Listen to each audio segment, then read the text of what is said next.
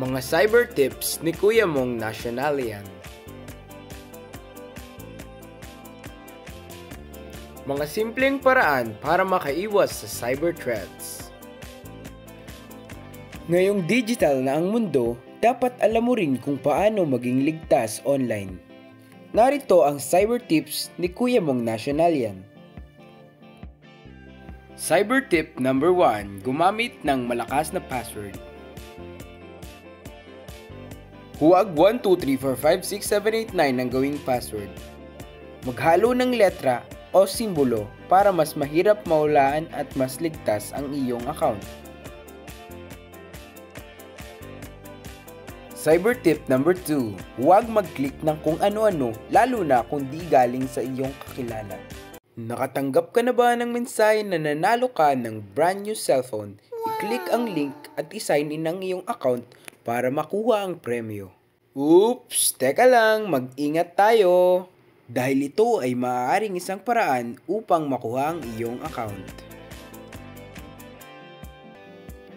Cyber tip number 3, gumamit ng 2FA o two-factor authentication. Naranasan mo na bang may nag-login sa iyong account, ngunit hindi ka naman nagla-login dito? Pwes, matutulungan ka ng two-factor authentication.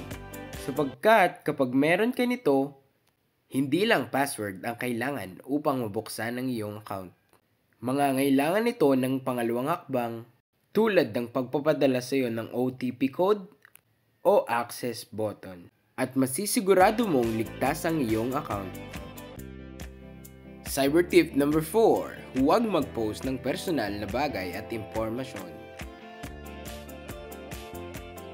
Sa ating pag-upload online, dapat nating i-check at limitahan ng pagpo-post ng pampersonal na bagay at impormasyon. Sapagkat malapit ito sa kapahamakan at pwede itong gamitin sa identity theft o scam.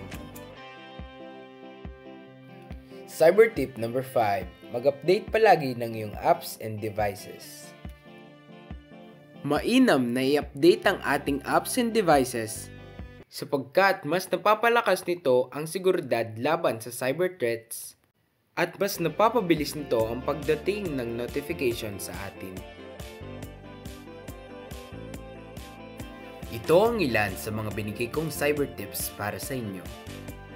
Nawa ay matulungan kayo nito upang kayo ay makaiwas sa mga cyber threats at maging safe ang inyong mga digital lives.